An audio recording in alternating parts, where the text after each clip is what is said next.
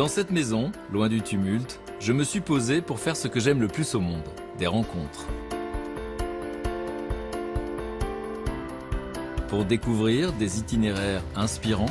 Il me disait, je pourrais devenir fou avec ces douleurs, mais je serais un fou aimant. Pour nous, il n'était pas handicapé. Enfin, ok, il y a ce corps handicapé. Derrière, il y a une personne, il y a un trésor à découvrir et vous ne le savez pas, vous passez à côté. Mais aussi pour mieux comprendre ces parcours de vie hors du commun, grâce à celles et ceux qui ont aidé mon invité à franchir les obstacles et grandir. Je n'ai jamais vu Martha craquer, je ne l'ai jamais entendu dire des choses négatives. Une poigne de fer dans un gant de velours. Une occasion pour chacun d'entre nous de partager mille et une vies. Mais à cet instant précis, j'ignore encore tout des émotions que je vais vivre ce jour-là. Je m'apprête à rencontrer Martha Kayser. Sa vie est une véritable odyssée. Née en Irlande, rien ne l'a prédestinée à rencontrer Philippe, handicapé moteur. Pourtant, c'est cet homme qui va faire chavirer son cœur. Ensemble, ils auront 5 enfants et vivront côte à côte durant une trentaine d'années.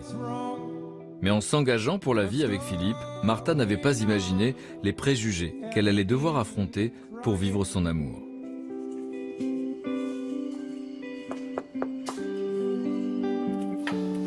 Bonjour Martha. Bonjour, Frédéric. André, je suis ravi de vous rencontrer. Moi de même. C'est vrai? Ah oui, absolument. Pourquoi?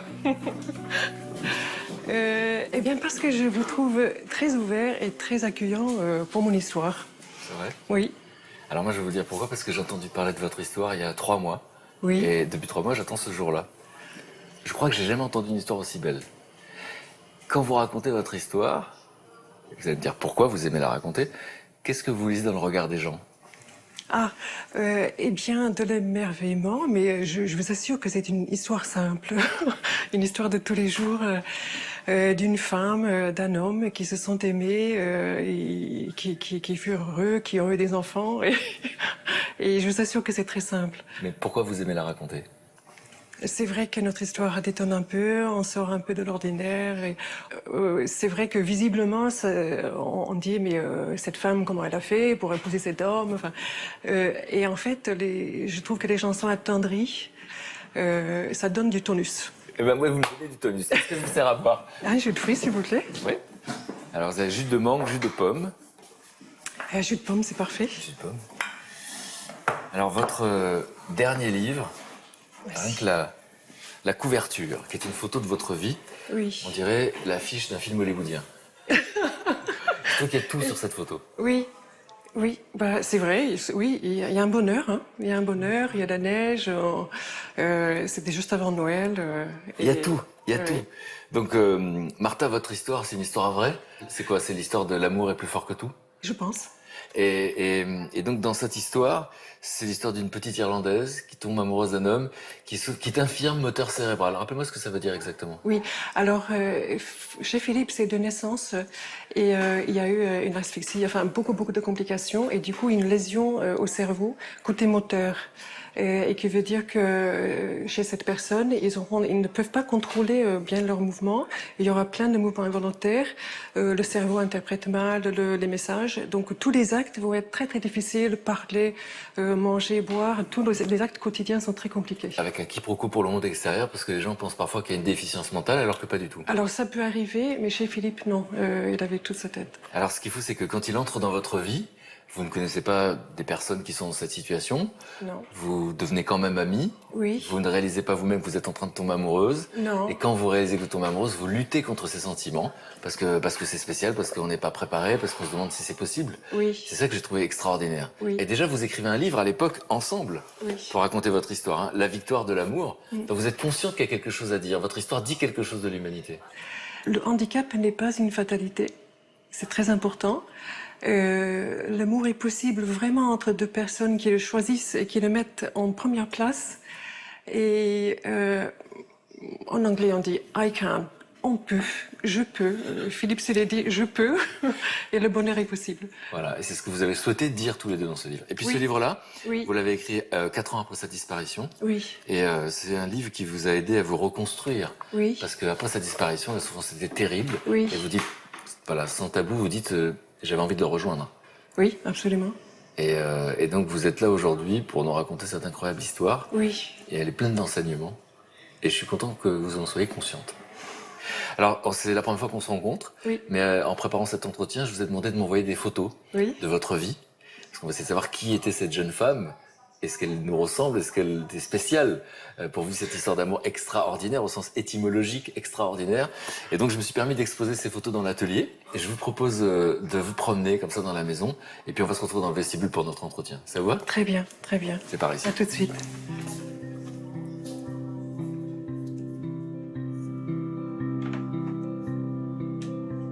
Sun,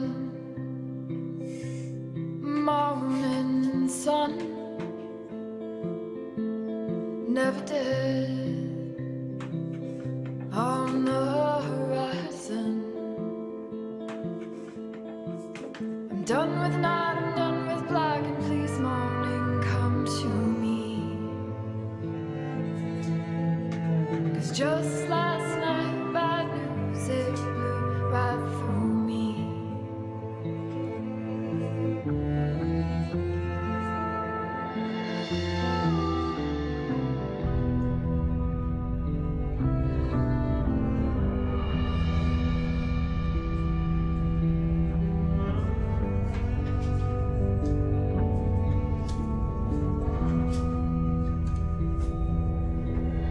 Just last night this news was given to me, and this fact is still too new to me.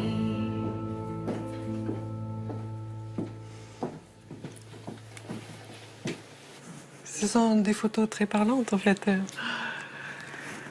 Oui, c'est ma vie. Ça fait tout drôle. Qu'est-ce que ça fait? Eh bien, on voit du bonheur, c'est très vivant. C'est- je vois les images défiler. C'est une drôle d'expérience de faire ça, mais très très bonne, très très bonne. Ça, c'est vous petite. Et alors, si on imagine que l'adulte que vous êtes, Oui. qui connaît la suite de l'histoire, si cette personne que vous êtes avait pu lui souffler quelque chose à l'oreille, qu'est-ce que vous lui auriez dit? Fonce. Oui, oui, non, c'est incroyable de faire ce genre d'exercice. Mais je lui dirais, oui, fonce, n'aie pas peur. N'aie pas peur. Non. C'est ça qui résume votre vie, n'aie pas peur. Oui, N'ayons pas peur de quoi? des obstacles qui peuvent y arriver. N'ayons pas peur de vivre. De vivre, d'aimer, de souffrir, parce que c'est inévitable, mais allons-y.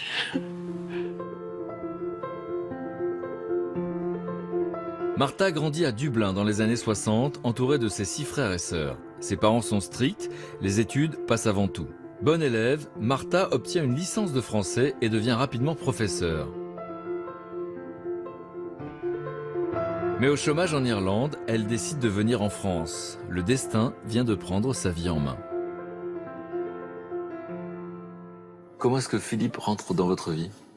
Oh là, alors Philippe, on a fait partie d'un même groupe de prière à Paris.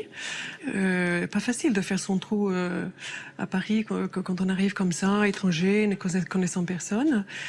Et Philippe m'invite un soir à un dîner avec d'autres amis. Donc avide de connaître du monde, j'y vais et je vois que donc il a des amis, des personnes qui lui parlent, mais je ne rentre pas encore en contact avec lui moi-même. Je ne lui adresse pas encore la parole. Et donc de l'extérieur, vous voyez un garçon qui est dans un fauteuil Oui. et qui s'exprime comment? Qu'est-ce que vous voyez du handicap? Qui ne parle pas très bien, qui a une très mauvaise élocution, qui ne contrôle pas ses mouvements, qui a la tête qui bouge comme ça. Philippe avait l'habitude de bloquer sa tête avec sa main pour pouvoir regarder une personne en face, qui est en fauteuil roulant. Et a priori, le contact, c'est pas très très facile. Hein.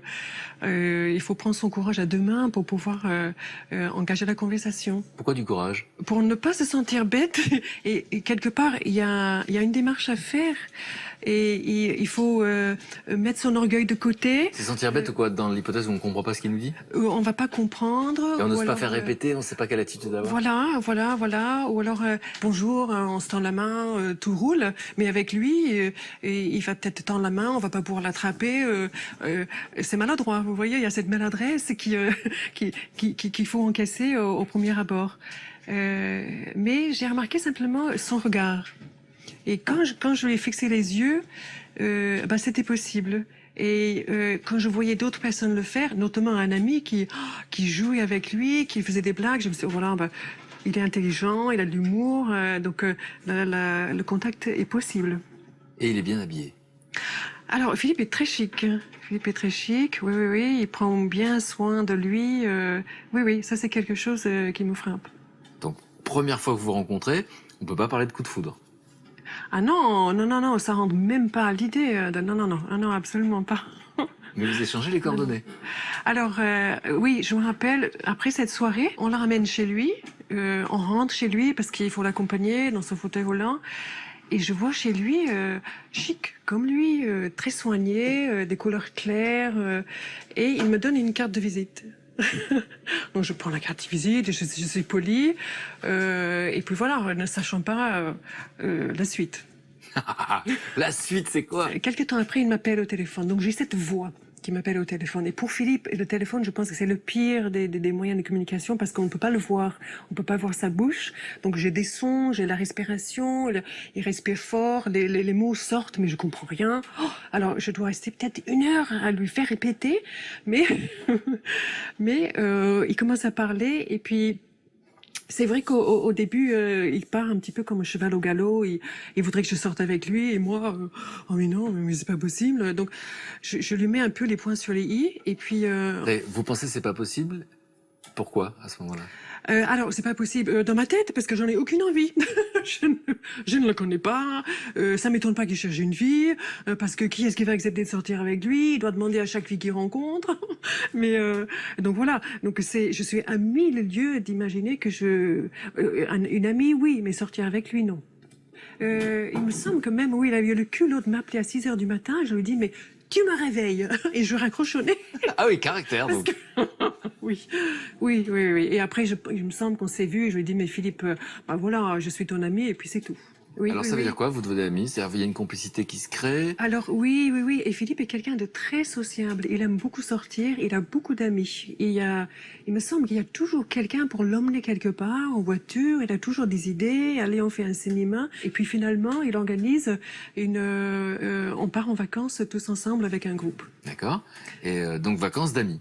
Vacances d'amis, on va en Espagne, dans le sud de l'Espagne, on fait des visites, de très bons moments ensemble, en face de la Méditerranée, au soleil.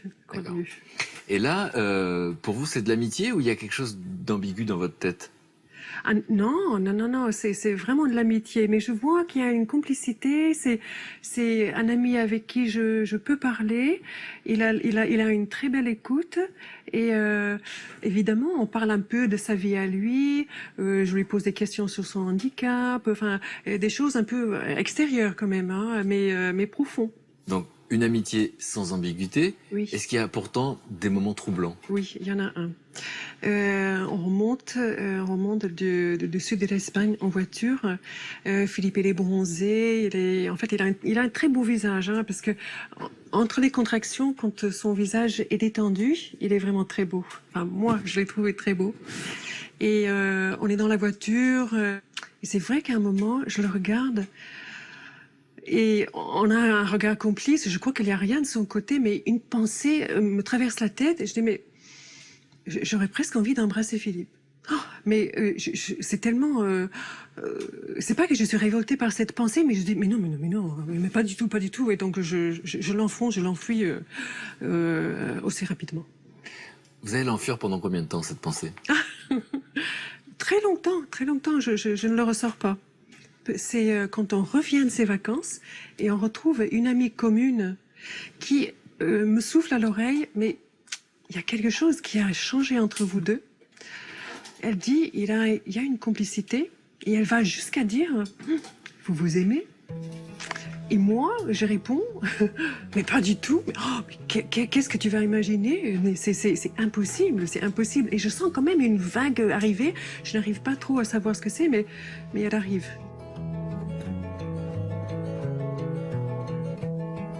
Martha est terrorisée par ses sentiments naissants. Elle repousse fermement Philippe. Pourtant, leur lien est si fort qu'elle ne peut renoncer totalement à le voir. Pendant quelques mois, c'est entouré de leurs amis qu'ils poursuivent leur relation amicale. Qu'est-ce qui fait que cette histoire d'amitié est devenue une histoire d'amour? Alors, effectivement, on avait décidé de ne pas se séparer parce qu'on s'appréciait énormément. Mais Philippe a dit, bon, soit tes sentiments vont changer, soit les miens. C'est-à-dire les siens vont revenir à une amitié, ou alors les miens vont avancer vers un amour.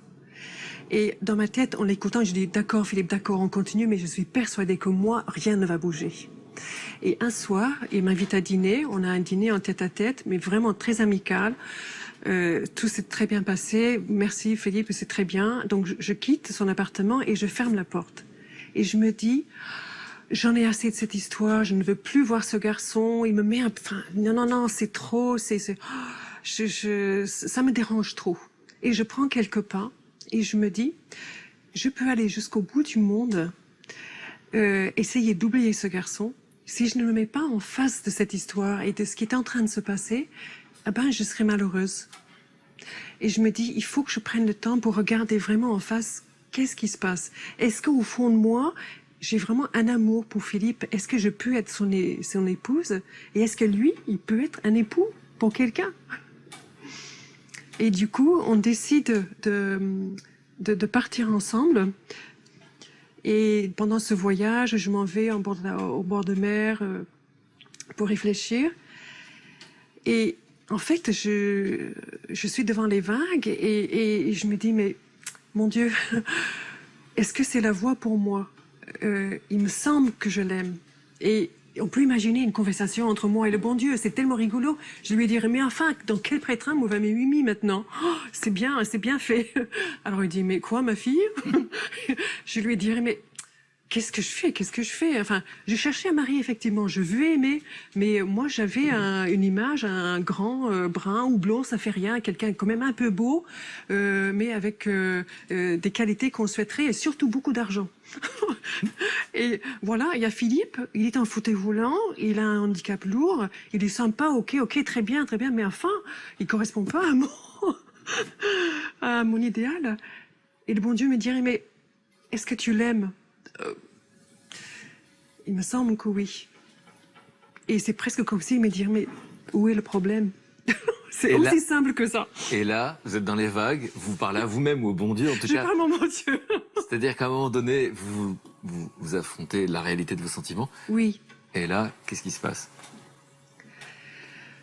Eh bien, c'est pas évident à expliquer parce que j'ai dû creuser loin et profondément pour me dire, mais d'accord, Philippe, il a un cœur. Mais donc, ok, il y a ce corps handicapé, mais je le connais tellement, il est tellement joyeux, est-ce que je peux l'accompagner? Est-ce que je veux vraiment passer ma vie avec lui? Est-ce que je veux être pour toujours en sa présence? Et je trouve que la réponse est oui. Et le premier baiser. Alors, à ce moment-là, je ne sais pas pourquoi, je me mets à battre mes mains dans l'eau, à donner des coups de pied, comme ça, comme une folle.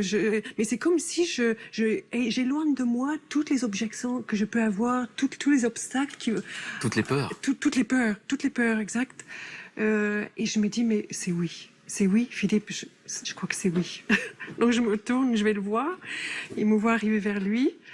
Et je me place en face de son fauteuil. Son fauteuil est placé juste un peu plus haut que moi et ses épaules juste un peu plus haut que moi. On se prend dans les bras et on s'embrasse pour la première fois. Oui, sous les palmiers, ça fait idyllique, mais oui. C'est romantique ou c'est drôle? Alors, pour quelqu'un de l'extérieur qui connaît pas Philippe, en fait, je dois lui tenir sa tête parce que sa tête va bouger, mais je le bloque. Et moi, je trouve que c'est romantique. Moi, je trouve que c'est très beau. Moi aussi. Je suis bouleversé. Parce que c'est un premier baiser qui a du sens. Oui, absolument.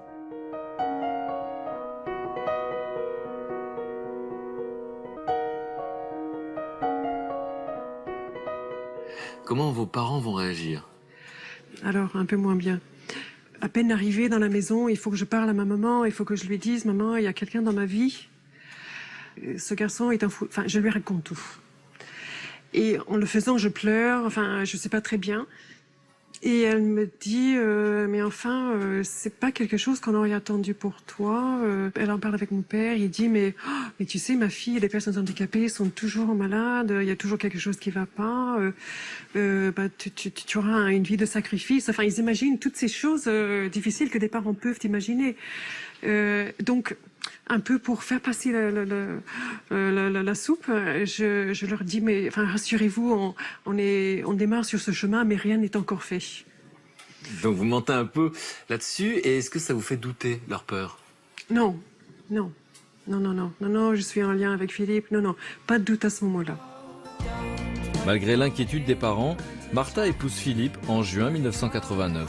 Cela fait 2 ans qu'ils se connaissent, ils ne se quitteront plus. La vie quotidienne de ce couple ressemble à quoi? C'est-à-dire que qu'est-ce qu'il vous apporte, évidemment, et puis comment on se partage les tâches? Ah, alors, Philippe, en fait, donc ne pouvant pas travailler, il était pleinement investi dans sa maison, dans notre vie de couple. Et ça va vous surprendre peut-être, mais Philippe passait l'aspirateur. Il était handicapé, il avait son fauteuil roulant, mais il y a des choses qu'il pouvait faire et sa quête pour l'autonomie ne s'arrêtait pas.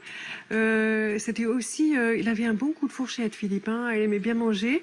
Il fallait vite que j'apprenne la cuisine, hein, et donc il venait mettre son petit grain de sel. Tiens, tu devrais mettre du piment. Venant d'une famille pieds noirs, il avait plein d'idées. Et donc, précisément, effectivement, ce qui est important pour vous de raconter, c'est qu'il avait sa place d'homme, de chef de famille. Et qu'est-ce qu'il vous apportait? Philippe était comme un roc.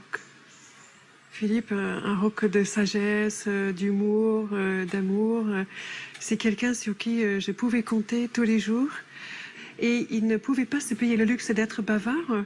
Et donc, quand je lui posais une question, quand je lui demandais quelque chose, il avait la réponse. Quand il n'avait pas la réponse, il essayait de trouver une solution. Et puis, il y avait toujours de la joie de vivre autour. Et puis, vous mélangez tout ça et vous trouvez quelqu'un qui fait un quotidien, mais très, très vivable. Et bien sûr, il y avait la question de l'accessibilité, comment ça va fonctionner, si on va quelque part, la voiture, est-ce qu'il va y avoir une rampe, je ne sais pas. Mais c'est une succession de défis et de challenges, en fait. Oui, c'est sûr, mais ça ne l'arrêtait pas, ça ne nous arrêtait pas. Ce n'était pas grave. Le but, c'était d'être heureux ensemble, d'aller voir des amis, afin de profiter pleinement de la vie.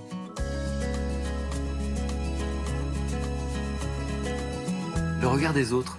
Et quand les gens, dans la rue ou dans la société, on vous voyait ensemble, les gens comprenaient tout de suite que vous étiez un couple? Non, parce qu'une fois, on m'a même pris pour sa mère. Je dis franchement. Alors, mais bon, ça c'est parce que peut-être les personnes ne regardent pas tellement, enfin, ils ne fixent pas le regard sur les personnes de fauteuil roulant. Donc, ou une infirmière ou quelqu'un de gentil qui voulait le sortir ce jour-là. Par exemple, une fois, on s'est trouvé en Irlande, près de la plage, et une femme très très gentille qui avait des grands fils est venue nous aider à le mettre sur le sable. Et puis on a commencé à parler. Elle m'a dit, ah bah oui, vous sortez ce monsieur pour la journée. Et je lui retourne, je dis, non, en fait, c'est mon mari. Après, il regardait une deuxième fois et il comprenait très rapidement que c'est étonnant, mais c'est possible. Et vous voyez, en fait, l'amour peut passer non pas par des actes, mais souvent simplement un regard. Enfin, cette photo, par exemple. C'est en noir et blanc? Oui. Elle est extraordinaire. Pourquoi elle vous plaît? Parce que c'est marrant, quelqu'un m'a dit, c'est une photo de votre mari avant qu'il soit handicapé. Et en fait, non, en fait, il était toujours handicapé, mais il est détendu, il regarde la femme qu'il aime, elle le regarde, on se parle, quelqu'un a pris la photo, on ne savait pas, et il y a un courant qui passe qui est un peu indicible, mais c'est l'amour, en fait. J'adore comment vous le dites. C'est l'amour. Une année après leurs noces, le jeune couple désire fonder une famille. Mais le handicap de Philippe est-il héréditaire? Après s'être assuré du contraire auprès d'un neurologue, les amoureux se lancent et le ventre de Martha s'arrondit rapidement. Bientôt, Marie-Emmanuelle vient les combler de bonheur. Arriveront ensuite Anne-Cécile, Agnès, Jean et Thomas. Quel genre de papa est Philippe? Ah, autoritaire. Notre premier fils, Jean, quand il voudrait faire un résumé de son père, il dit non, sale gosse, je t'aime. Non, sale gosse, je t'aime. Donc il met un cadre. Alors, oui, donc Philippe, il avait une autorité innée. On aurait pu dire que, parce que souvent on me pose la question, mais comment vous avez fait? Il s'occupe des enfants en bas âge, par exemple. Mais oui, c'est ça, oui, oui. Alors, Philippe arrivait à les tenir dans les bras. Souvent, ça marchait très très bien pour les bercer, pour les endormir. Avec le fauteuil? Avec le fauteuil, zoup, zoup, zoup, on faisait dans le couloir des allers-retours. Comme ça, je pouvais vaquer à faire autre chose. Mais il est tout attentionné à ses enfants. Et même en faisant beaucoup d'efforts de concentration et de mouvement, il est capable d'une grande tendresse. Alors je propose qu'on regarde ensemble les images qui ont été faites à l'occasion de la sortie de votre livre, c'est Oui, ça? oui. Vous avez écrit ensemble. Oui. Et ce qui est formidable, c'est que c'est votre petite fille qui présente toute la famille.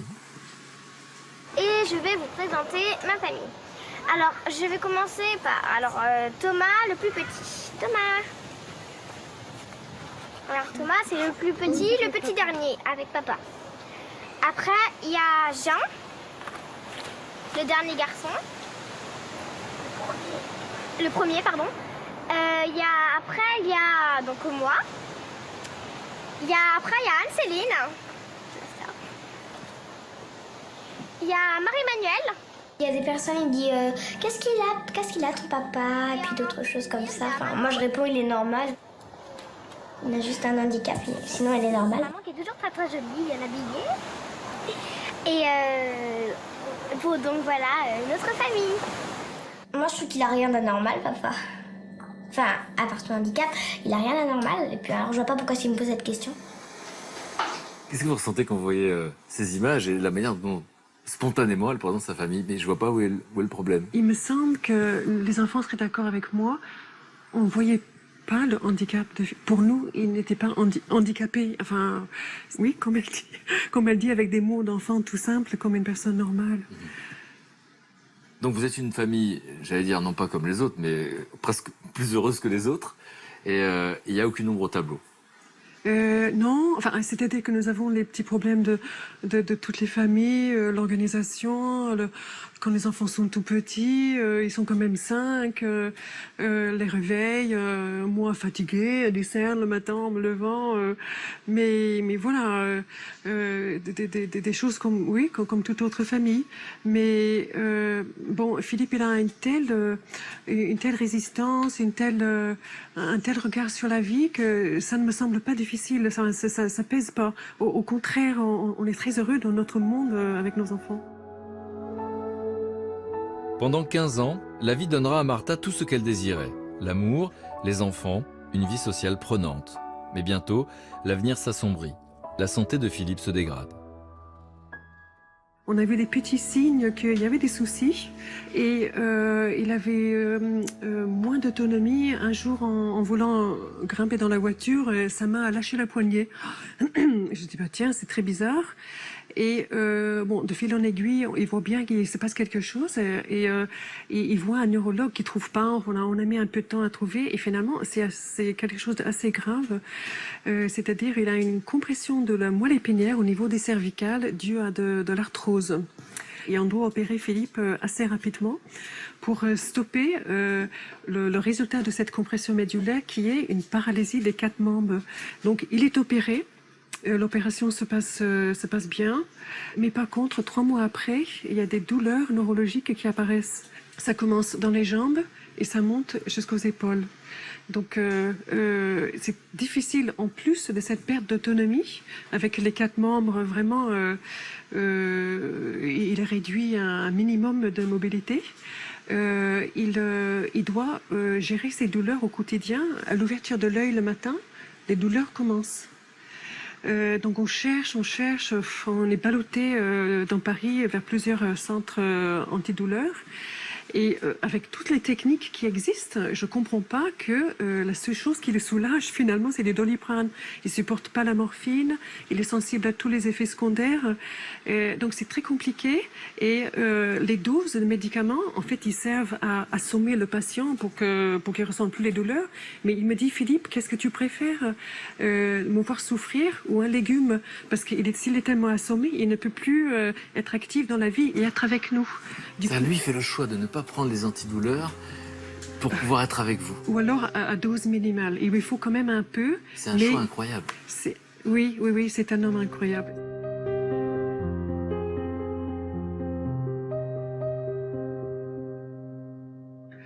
Qu'est-ce qui est le plus difficile pour vous?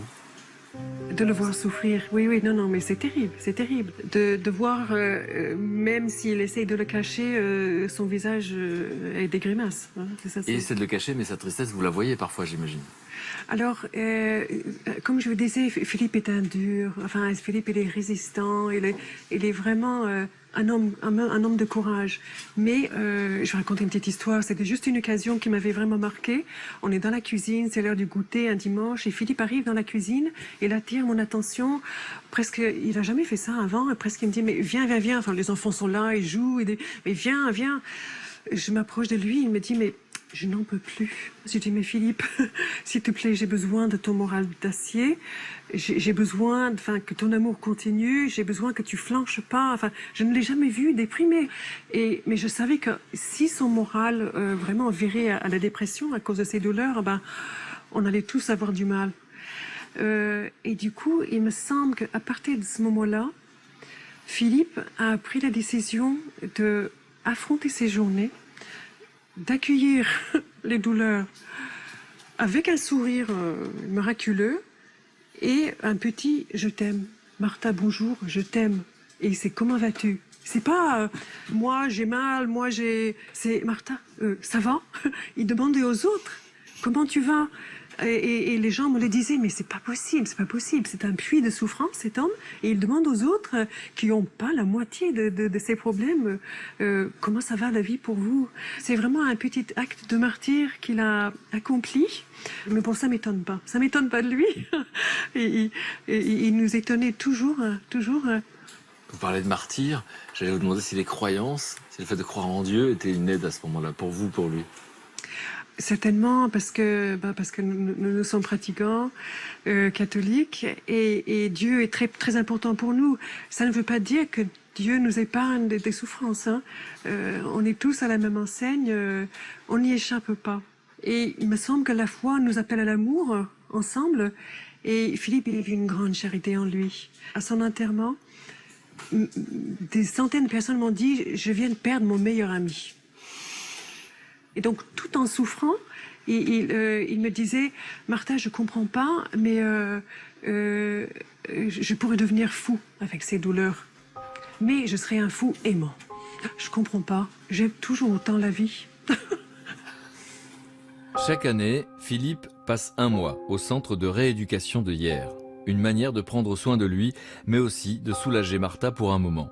Seulement, à l'été 2010, son état de santé s'aggrave brutalement et Martha est à des centaines de kilomètres de lui. Il est parti pour un mois de rééducation et on devait le rejoindre. On allait fêter nos 21 années de mariage. Tu emmèneras le champagne? Et je l'ai eu au téléphone la veille et il avait attrapé une infection pulmonaire. Je lui ai dit mais ça va aller. Puis il n'y avait pas d'inquiétude dans sa voix. Il m'a dit oui, je t'aime. Très bien. Puis à bientôt, on se voit bientôt. Et je raccroche, fatiguée, mais joyeuse de le revoir bientôt. Et à 4h du matin, le téléphone sonne. Et une voix me dit Madame, c'est pour vous dire que votre mari est décédé.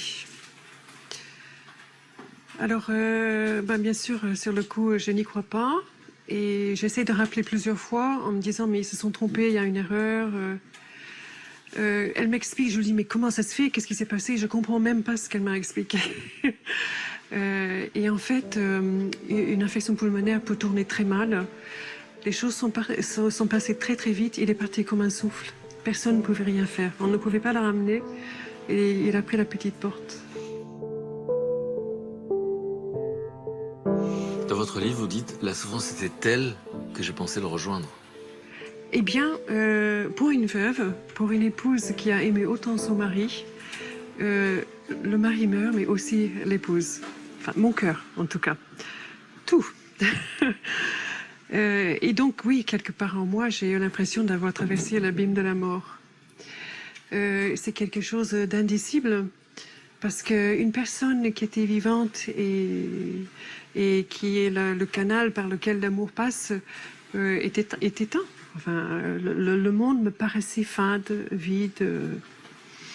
Alors, c'est pour mes enfants, c'est certainement difficile pour eux d'entendre cela, mais bon, il me semble qu'ils le sentaient. Oui, enfin, c'était difficile pour tout le monde. Ce qui vous a aidé à vous reconstruire, c'est d'écrire ce livre, Toujours plus d'amour, où vous racontez notamment ces derniers épisodes, et vous êtes amené parfois à parler à des jeunes, on vous demande de venir raconter votre histoire. Oui. Et pourquoi vous le faites ? Quand j'ai commencé à le raconter un petit peu à mes proches, je voyais que les personnes en face étaient vraiment intéressées, étaient impressionnées par la vie de cet homme. Et que, par exemple, je vais faire un petit exemple, je ne sais pas si vous avez vu sur les Paralympiques, il y a une fille IMC qui portait le flambeau, elle marche très difficilement avec une canne et elle tombe parce qu'il pleut. Elle tombe et les gens s'inquiètent, on va vers elle, mais elle se relève tout de suite et elle continue. Et la foule se lève et l'applaudissent et disent, eh bien, Philippe, c'était un peu comme ça. Et il nous entraîne dans ce chemin.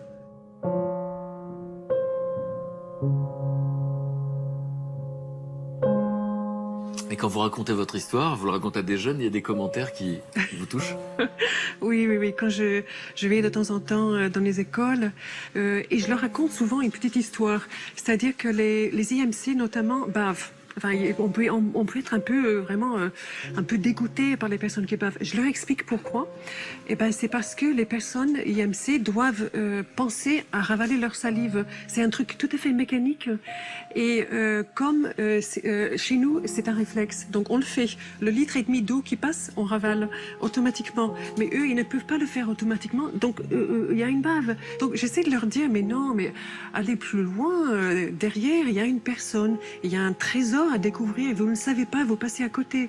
Et du coup, parfois, donc je raconte mon histoire, les jeunes, j'ai souvent des réactions, mais madame, vous n'en avez pas marre de votre mari parfois? Voilà. Mais j'ai aussi, donc les filles s'ouvrent, les garçons sont un peu plus pensifs, mais les filles, parce que c'est une histoire d'amour, et puis ils me disent, mais oui, mais madame, j'ai aimé quand vous parlez de votre héros, c'est votre héros, et ils touchent l'amour, même si ça semble être un peu une histoire invraisemblable.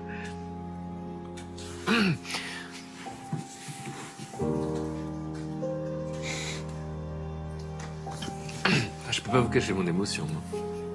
Non mais je la trouve incroyable votre histoire. Et je trouve incroyable la manière dont vous en parlez. Et je comprends les réactions de ces jeunes. J'ai l'impression de rencontrer vos amis et de rencontrer l'un de vos fils. Qu'est-ce que vous aimeriez que je retienne de votre histoire ? Le courage de mon cher époux. J'aurais aimé que vous le rencontriez. Vous serez bien entendu. Merci. Merci beaucoup.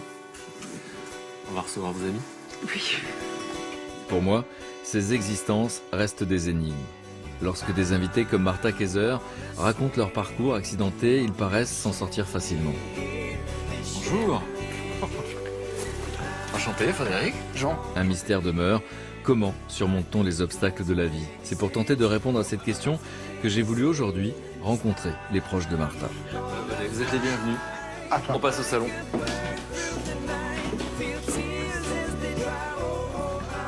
Installez-vous. Martha, Jean, moi, Christian. Oui. Et servez-vous. Il y a une sorte de citronnade au gingembre, jus de mangue, café, thé. Citronnade. Alors merci d'être là, je suis content de vous rencontrer. Je viens de passer un moment tête-à-tête avec Martha. Il m'a raconté son histoire. Est-ce que vous arrivez à imaginer dans quel état je suis ? Heureux. Et bouleversé.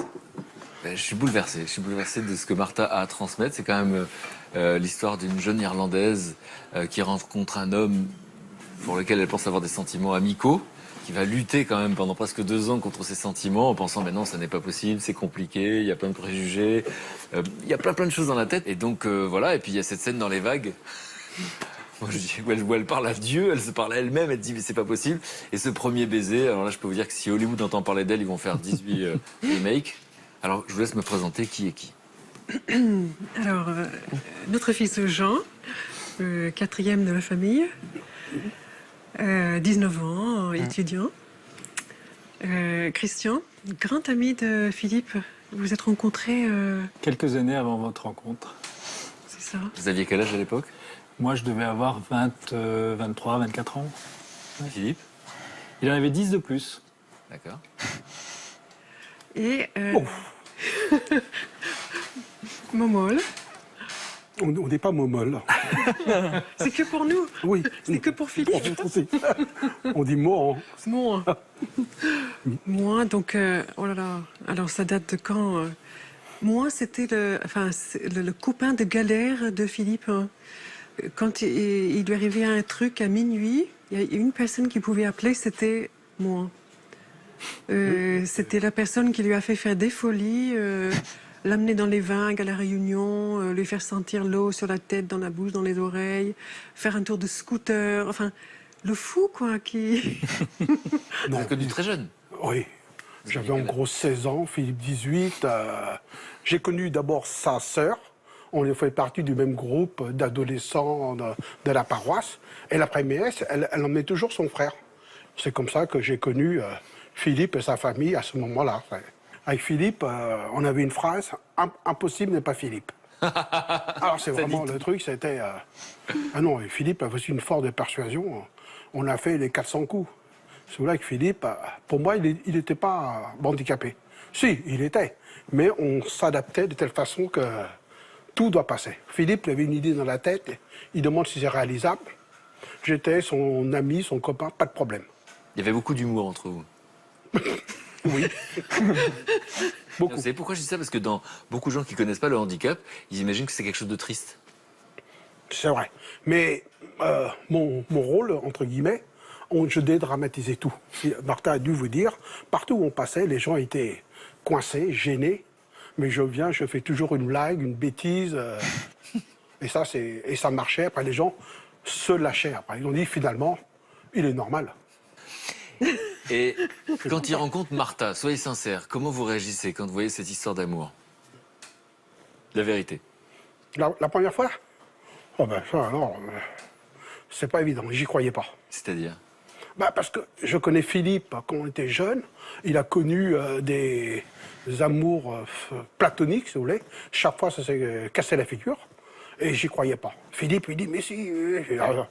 Et c'était vrai. Quand j'y voyais après, quand ils se voyaient, ils se touchaient la main et tout ça. Et je dis, ah, il y a quelque chose. Je vous pose la question parce que moi j'ai des amis aujourd'hui que j'ai connus quand j'avais 15 ans. Et quand il y en avait un qui avait une copine, on avait toujours peur qu'elle prenne notre place. Est-ce que vous avez vécu cette sensation? Un petit peu. Un petit peu. Parce qu'on a tellement connu ensemble, on a fait les 400 coups, voire même plus que les 400 coups ensemble. Les 405 coups. Voilà, c'est ça, c'est au même 10, les 410 coups ensemble. À un tel point, il était lié à ma propre vie. En gros, c'était ça. Malgré, après, j'étais obligé de vivre en couple, mais on l'intégrait avec nous, tout ça. Et quand Martha est arrivée, c'était pas évident. Il y avait une jalousie, si vous voulez. Après, j'ai dit, allez, il faut peut-être que je lâche prise. Quand j'étais sûr, hein. Quand vous étiez sûr de quoi? Ah ben, de leur amour. Et de ses sentiments à elle? Voilà, c'est ça, de ses sentiments. Et de Philippe aussi. Philippe, quand il était jeune, c'était pas quand même Valentino, hein, Philippe. Hein, il était... Si. Ah oui, pour sa femme, oui, mais il dit quand même... Et finalement, Martha est arrivée. C'est important ça parce que vous, en tant qu'ami protecteur, vous vous demandiez quels étaient les sentiments ou la raison pour laquelle cette femme était en train de tomber amoureuse de lui? Oui, c'est pourquoi. Parce que Martha, elle était normale, entre guillemets. Elle était bien partout. Elle avait tout ce qu'il faut où il faut. J'étais surpris de ça. J'ai dit, c'est pas possible. Il doit y avoir un grain quelque part. J'ai dit, il doit y avoir un grain. Après, je dis, bon, elle est irlandaise. Les Irlandais sont extrêmement catholiques et tout ça. Et Martha est sortie du lot. Et là, je me suis un petit peu mis en retrait parce que ouais, ça va un petit moment, mais se taper à la messe tous les jours, des fois, c'était pas évident. Et puis ils ont fait 5 enfants pour vous prouver qu'ils Ah s'aimaient oui, vraiment. c'est ça. Et après, il y a eu le premier, le deuxième, le troisième, et le cinquième. J'espère qu'ils vont s'arrêter là parce que les cadeaux, ça coûte cher. Jean, quand on est enfant, est-ce qu'on réalise qu'il y a un amour très très fort? À quoi on le voit finalement qu'ils s'aiment comme ça? Enfin, c'est naturel pour un. Enfin, il n'y a pas vraiment de. Enfin, si, il y a des signes quand même qui le montrent. Par exemple, enfin, ils étaient assez tendres l'un avec l'autre, mais enfin, et pas ostensiblement. C'est surtout, je sais pas, une atmosphère à la maison. Enfin, c'est juste génial. On les entendait jamais se disputer, se crier dessus, quoi que ce soit. Je sais pas, c'était quelque chose dans la maison qui faisait qu'on se sentait bien. C'était quoi Enfin, l'atmosphère? on sentait. C'est quoi l'atmosphère? Bah, c'était une atmosphère d'amour. Enfin, ça fait un peu, un peu bisounours, mais c'est un peu comme ça qu'on le ressentait quand on était enfant. Moi, je sais pas, nous, Enfin, je me rappelle pas m'être beaucoup intéressé au couple de mes parents. C'était Enfin, normal. Ouais, c'était normal. Enfin, ils s'aimaient. Pour moi, c'est comme ça, un mariage, et tout se passait bien, on se battait pas. Enfin, Tout à l'heure, on avait un document qui avait été filmé au moment de la sortie du premier livre. Et on voit votre petite sœur en train de présenter toute la famille. Et elle arrête pas de dire non, mais je comprends pas le regard de mes copines. Parce que je leur explique que mon père, il est normal. Et donc, vous, c'était quoi le regard des amis? Qu'est-ce que c'était les questions qu'on vous posait? Enfin, moi, j'en parlais pas trop avec mes amis, mais. Enfin, c'était. Je sais pas, ça me semblait naturel. Enfin, c'est pas que ça me faisait bizarre qu'on me pose des questions là-dessus, mais je comprenais pas. Enfin, pourquoi, par exemple, quand on voyait papa en fauteuil roulant, il y a des amis qui étaient un peu gênés. C'était une personne comme une autre, un père normal. Et donc, un père autoritaire, m'a dit Martha. Ouais, autoritaire, oui. Ah oui, vous aviez 3 mots pour le définir. Oui. C'était quoi les 3 mots? C'est. Bah, après, je suis pas sûr de l'ordre, mais c'est non, je t'aime, sale gosse. Ouais, voilà. Qu'est-ce que ça nous dit, en fait? Qu'est-ce que vous voulez nous dire à travers ces mots? Non, parce qu'il savait dire non. Voilà, il savait dire non. Parce que moi, enfin, j'ai des passions, je m'enflamme et tout de suite, j'aimerais bien avoir quelque chose. Du coup, c'est est-ce que je peux faire ça? Est-ce que je peux avoir ça? Non, voilà, c'est le père mesuré qui sait qu'est-ce qui est bon pour son enfant. D'accord. Je t'aime parce que il nous aimait énormément. Et le formuler? Parce qu'il y a des familles où on le formule pas. C'est ça aussi. Enfin, c'est important de le dire. Enfin, je sais pas, nous, on le dit pas mal dans notre famille. Je pense que c'est important. Enfin, comme ça, on le sait vraiment. Et sale gosse, je crois que ça résume bien le lien que j'ai avec lui. Enfin, c'est un peu. Enfin, sale gosse, c'est affectueux. On aimait bien s'embêter, se titiller un peu. Enfin, par exemple, parfois, on rentre en des cours, je lui sautais dessus. Il était dans son lit parce qu'il devait être allongé pendant la journée. Moi, je rentrais, je lui sautais dessus, on commençait à se battre. Voilà, c'est un peu le lien qu'on avait. Vous êtes en train de dire que le fauteuil, ça posait pas un problème, en fait? Après, il y avait des problèmes, les problèmes pratiques quand même, mais après, dans la relation qu'on avait, non. Ça posait pas de problème. Par exemple, les problèmes pratiques, c'est quand on était petit, on n'est jamais allé au ski, les balades en forêt où on y allait sans papa, des choses comme ça, ou même le fait qu'il soit IMC. Moi, j'aurais bien aimé apprendre à bricoler avec mon père quand j'étais petit, mais je pouvais pas. Du coup, mais c'était des détails pratiques comme ça et. Est-ce qu'il y avait des avantages? Est-ce qu'il y avait des choses que vous faisiez que... Ah oui, il y avait des gros avantages. Mais par exemple, avoir un fauteuil, c'est génial, c'est comme un kart à la maison. Par exemple, parfois le dimanche matin, on allait au marché. Du coup, on y allait avec ma sœur, qui a 2 ans de plus que moi. On y allait en roller et on s'accrochait derrière papa avec le panier. Il nous traînait jusqu'au marché.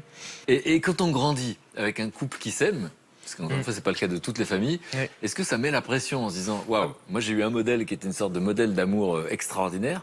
Parce que moi, je suis très impressionné évidemment de cette histoire.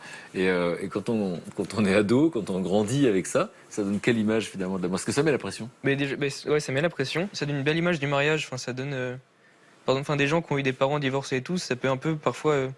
Les décourager du mariage. Et moi, quand je vois un mariage comme ça, ça me donne envie de me marier, de vivre ça aussi. Et par contre, ça me donne la pression. Ça me met la pression parce que, on aimerait bien arriver au même niveau, vivre quelque chose d'aussi fort qu'ils ont vécu. Christian, vous vous êtes rencontrés comment alors justement, moi, ça m'amuse que Momol raconte là du côté foufou de leur tandem. Et d'ailleurs, je me demande si le jour où j'ai vu Philippe la première fois, t'étais pas dans le coup. Donc, imaginez le boulevard des Invalides. Je marche sur la contre-allée et tout à coup j'entends des hurlements. Donc je m'inquiète, je m'approche et je vois une personne dans un fauteuil roulant littéralement maltraité par 2 personnes autour de lui. Mais maltraité, c'est-à-dire le fauteuil manque de se retourner, etc. J'hésite, je me dis je dois y aller, j'interviens, je m'approche et je m'aperçois qu'il rigole. Voilà, ça c'est la scène de Philippe, ses amis et le rapport au handicap. C'est-à-dire c'est pas un sujet, on est là pour se marrer et on vit les choses très naturellement. Et c'est comme ça que vous vous parlez? Alors là, je lui parle pas parce qu'en fait, on rentre tous dans une église. Parce que vous l'avez compris, on est assez pieux et on va prier le Seigneur. On va se retrouver dans un petit groupe et on est 5-6 et là il y a Philippe. Je me souviens très bien, il avait un blouson de cuir, il m'intimidait pas mal. Mais j'ai tout de suite senti son regard se poser sur moi. Vous savez, c'est pas n'importe quel regard, parce que le regard d'un être humain dont tous les mouvements sont saccadés, voilà, c'est que tout à coup, ce corps s'arrête, s'immobilise, et il vous regarde, et là, il y a une espèce de tendresse qui passe. Je dis ça sous le regard de sa femme. Donc. Mais non, mais ça, c'était aussi voilà, et on est apprivoisé par ce regard aimant. Qui fait vraiment... alors oublier, on va pas se la jouer. Non, le handicap, il est présent, je veux dire, dans la vie quotidienne, c'est évident. Mais il y a quelque chose de l'ordre d'une force d'apprivoisement qui est quelque chose d'incroyable. Moi, je suis devenu son ami. On était véritablement dans une relation égale. Vous apportez des choses mutuellement. Exactement. Et qu'est-ce que lui va vous apporter finalement? Il m'apporte que quand il me parle de son projet de mariage, je le trouve tellement à la fois aussi improbable au moment où il me le dit, et en même temps aussi profondément ancré en lui, comme quelque chose qui est creusé depuis très longtemps, qui remonte à très longtemps, que moi qui est marié au même moment que Martha et Philippe, je suis pas dans sa situation physique, et pourtant, en même temps, cet accès à la vie conjugale m'est pas si évident. Et je vais vivre irrigué par cette espèce de foi qu'il a, et qui me fait découvrir une chose très forte, c'est que... C'est que vous avez des peurs qui sont un peu universelles par rapport au mariage et à l'engagement, et lui, il ne les a pas. Et il va vous transmettre ça. C'est incroyable, hein? Ouais. Moi, j'ai franchement envie de dire que si je les avais connus déjà mariés, je dirais peut-être pas les choses de la même manière. Et moi, j'ai connu Philippe célibataire, et ce regard qu'il portait sur moi, cette amitié qu'il m'a vouée, cette ouverture qu'il a procurée en moi, mais je me dis, la femme qu'il a aimée, mais je comprends très bien qu'elle ait été saisie par ça. D'ailleurs, Philippe était un leader, hein, vous l'avez compris, et vis-à-vis de sa femme, il avait des exigences. Hein. Je veux dire, elle me l'a pas dit, ça. Ouais, elle nous en a parlé, c'est parfait. Non, elle n'en a pas parlé. Tu penses à quoi? Je sais pas, il disait attention à ce que tu manges. Ah oui. Je veux dire, oui, non, mais il m'a fait perdre du poids. c'est formidable. C'est vrai. Mais non pas que tu as un problème avec ça, je ne vais pas le dire. Il n'y a pas que ça. Je vous laisse vous empêtrer. Non, mais c'est important ce que vous voulez dire. Il n'y a pas de faiblesse dans cette histoire. C'est-à-dire que ce que vous racontez, c'est ça. On est au même niveau. Alors, quelqu'un qui est là et qui vous a demandé de venir, et parce que je lui ai dit, j'aimerais bien vous rencontrer, j'aimerais bien que vous présentiez des gens importants, des gens qui comptent. Et donc, finalement, pourquoi eux? Ah, oh là. Ah ben, parce qu'ils ont toujours été là. Enfin, c'est marrant. Parce qu'on n'était pas beau. Non, mais parce que des grands amis de Philippe. Et puis, par exemple, on se disait avec maman, mais c'est quand on nous pose la question, c'est quand on s'est rencontrés pour la première fois, on se rappelait pas, parce que c'est comme si on se connaissait depuis très longtemps. Et Christian, pareil. Enfin, les amitiés étaient si belles et si profondes que c'était normal qu'ils soient là, qu'ils fassent partie de notre vie, qu'ils se réjouissent pour nous, qu'ils soient là pour les grands événements. Mmh. Donc vous m'avez présenté des gens importants pour vous, je vais vous présenter à mon tour des gens qui comptent pour moi. Mais auparavant, qu'est-ce que vous auriez envie que je retienne de Martha, au fond? Qu'est-ce que cette femme qui est dans votre vie vous apporte? Une poigne de fer dans un gant de velours.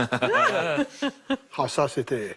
Philippe était comme ça aussi, savoir de faire passer le message, mais tout en dans la gentillesse, tout son côté humble. Le message passe très bien. On ne sait pas dire non, c'est comme son mari, c'est ça. Ça vient du sourire aussi. Ah ouais, c'est un d'elle surtout. Moi, j'ai envie de mettre en avant la douceur. Je n'ai jamais vu Martha craquer, je ne l'ai jamais entendu dire des choses négatives. Et elle vit dans une confiance, une grande confiance dans la vie qui doit lui donner cette constance dans la relation. Bon, Jean, c'est peut-être plus compliqué pour vous. Oui, il y a beaucoup de choses à retenir, mais je pense que... Mais non, moi je reviendrai sur ce que Momol a dit, parce que Mais c'est ça, enfin maman c'est celle qui va venir me sortir du lit le matin si je suis pendant les vacances, si je me lève pas, enfin c'est et qui va me pousser à faire des choses. Et par exemple, imaginons je prends un projet fou, et ben si je lui explique que c'est vraiment ce que je veux faire, ben elle va l'accepter, mais elle va par contre derrière elle sera là, tu fais ça, tu tiens à ce que t'as dit, mais bon, elle va me suivre et après elle va me pousser. Enfin ouais je pense que c'est ça qu'il faut retenir. Martha, un mot de conclusion sur ce que vous venez d'entendre. Oui, mais je pense que je vous aurais pas connu sans Philippe. Enfin, Bah non, Forcément. j'en ai plus. voilà, Ah ouais. voilà. Donc, ça prouve la valeur de l'amitié, non, la richesse de l'amitié fidèle et profonde qui nous lie. Merci. Vous m'avez présenté des gens importants pour vous et je vais à mon tour vous présenter des gens qui comptent pour moi.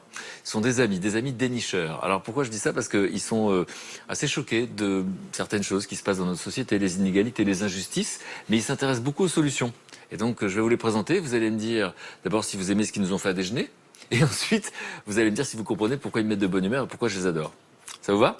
Très bien. Bon, je vous laisse un petit moment entre vous, je vais voir comment ça se passe en cuisine. Ok, à tout de suite. Donc on va faire un petit dos de saumon irlandais. Et... Oh non, c'est comme ça. Non, c'est bien parce qu'après sinon ça... Ah oui, ça va te C'est comment? rabougrir. Tu dis rabougrir? Rapetasser. C'est comment on dit chez moi? Non. Alors c'est spataré. Ah oui, c'est Oui. spataré, je connais. Mais tu connais parbleu. Bah tiens, Hey, salut Fred. tu sais d'où je viens. Mais oui, parbleu. Mais d'où viens-tu? Je suis parisienne, mais je suis du sud-ouest aussi. Et donc c'est quoi le mot? Ça va? C'est C'est spataré. spataré. C'est spataré. C'est spataré, ça veut dire Ça quoi? veut dire on dit. Sclaf. Voilà. Tout va bien? Ouais. Tu sais que ça remonte dans ma mémoire toutes les histoires. Ouais, Philippe, toi, ça fait faire ça, des c'est- lectures. Oui, Voilà, moi c'est- je suis contente, j'ai l'impression de vivre encore un peu avec lui. Et j'ai même pas relu les livres. Alors, j'aurais pu dire que j'étais fier quand j'ai découvert le livre la première fois. Tu vas nous parler de quoi? Ah ouais, j'ai parlé d'un truc qui me bouleverse, hein, moi, c'est la solitude des personnes âgées. Les personnes âgées, qu'est-ce qu'ils rêvent? Ils rêvent de rester vivre chez eux le plus longtemps possible, hein. Ils n'ont pas envie de quitter leur maison. Et donc d'avoir une présence. Ils veulent une présence. Et en même temps, il y a des jeunes étudiants ou travailleurs qui ne trouvent pas de logement parce que c'est trop cher ou parce qu'il n'y en a pas. Et donc, il y aurait peut-être une petite idée, Ah, je te vois. un venir, petit ouais. truc à Entre traficoter. ces deux problèmes. La solitude Voilà. des personnes âgées et les étudiants qui trouvent rien. Exactement. À tout de suite. À tout de suite. Bon, ça c'est bon, c'est coupé. Tu vas les mettre au four. Toi c'est parfait. On va faire les messages. Baby,